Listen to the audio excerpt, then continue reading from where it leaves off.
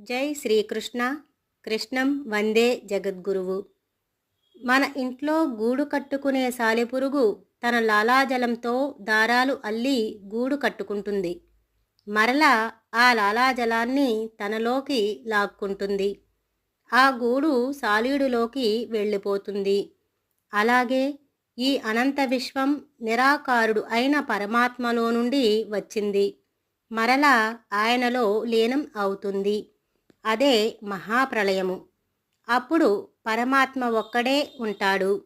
నిజానికి పరమాత్మ ప్రకృతి రెండూ ఒక్కటే. ఎందుకంటే పరమాత్మలో నుండి ప్రకృతి ఆవిర్భవించింది. మరలా ఈ ప్రకృతి పరమాత్మలో లీనం అవుతుంది. సర్వం శ్రీకృష్ణార్పణమస్తు. సర్వే జనా సుఖినో భవంతు.